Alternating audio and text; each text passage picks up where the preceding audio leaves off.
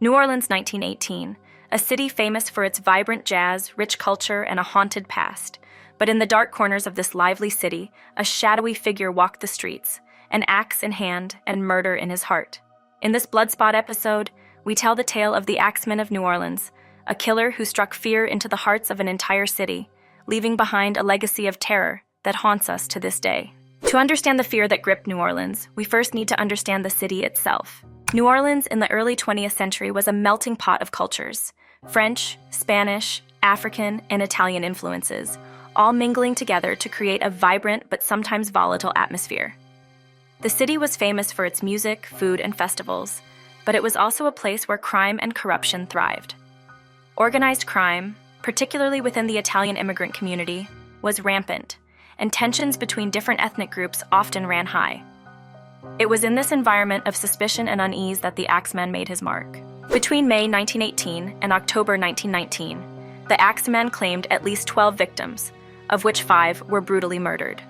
He targeted Italian grocers and their families, leading many to believe that his killings were motivated by ethnic prejudice or perhaps even ties to the mafia.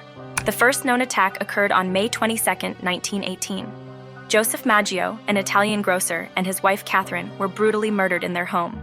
Their throats were slashed with a straight razor, and their heads bashed in with an axe. It was a scene of unimaginable horror.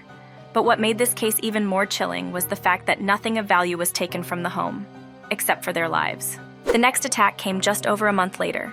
Louis Bessumer, another Italian grocer, and his mistress Harriet Lowe were attacked in their home. Both were severely injured, but Harriet succumbed to her injuries 2 months later. The pattern continued throughout 1918 and into 1919. Anna Schneider, who was 8 months pregnant at the time, was attacked on August 5, 1918, but miraculously survived and gave birth just days later. Joseph Romano, an elderly man, was attacked on August 10th and died from his injuries. C. Charles and Rosie were attacked on March 10, 1919. Their young daughter was killed, but both parents survived. The list goes on, each attack more brutal and inexplicable than the last. The Axeman had a specific modus operandi. He would break into homes, usually through a back door, using tools found at the scene to gain entry. Once inside, he would pick up the nearest axe, often found in a shed or backyard, and make his way to the bedroom, where his unsuspecting victims lay asleep. Despite numerous investigations and even a few arrests, no one was ever convicted for the murders. The New Orleans police were under immense pressure to catch the Axeman, but their efforts were hampered by a lack of evidence and a city gripped by fear. The Axeman seemed to strike at random, leaving behind little more than a trail of blood and broken lives. And then, in March of 1919, he wrote a letter to the press. They have never caught me, and they never will. I am invisible, even as the ether that surrounds your earth. I am what you Orleanians and your foolish police call the Axeman. I am very fond of jazz music, and I swear by all the devils in the nether regions that every person shall be spared in whose home a jazz band is in full swing. If everyone has a jazz band going, well, then, so much the better for you people. The letter was published in the Times-Picayune on March 13th, and it sent the city into a frenzy. The Axeman promised that he would spare anyone who played jazz music in their homes on the night of March 18th. The city took him at his word, and that night, New Orleans became a symphony of jazz. Homes, restaurants, bars, and streets were filled with the sounds of trumpets, saxophones, and pianos.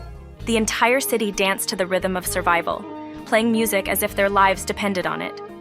From the French Quarter to the suburbs, jazz permeated every corner of New Orleans. And it worked. No murders were reported that night. The Axeman had kept his word. The Axeman's letter to the Times-Picayune and the subsequent Night of Jazz became legendary. It was a bizarre, terrifying moment in history that turned a city's love for music into a shield against death. But the question remains, who was the Axeman? The Axeman of New Orleans stands out in the history of serial killers due to the sheer terror he inflicted on the population. His letter shows a twisted sense of humor and an understanding of the psychological impact his actions were having on the city. Serial killers often seek control, and the Axeman achieved this on a grand scale, not just through his murders, but by orchestrating an entire city's behavior. The media played a significant role in the Axeman's legend. By publishing his letter, they not only spread his message, but also contributed to the panic that gripped the city.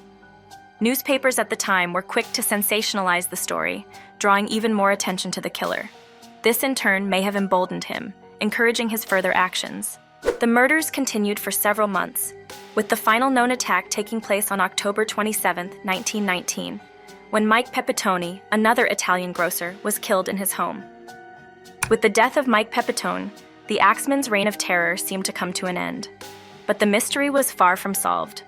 Over a century later, we still don't know who the Axeman was, why he targeted the people he did, or what drove him to commit such horrific acts. His identity remains one of the greatest unsolved mysteries in American crime history. Today, the Axeman is remembered not only as a killer, but as a figure entwined with the very soul of New Orleans, a city that, despite its dark past, continues to celebrate life through its music, its food, and its enduring spirit. Thank you for watching. Until next time, stay curious, stay safe.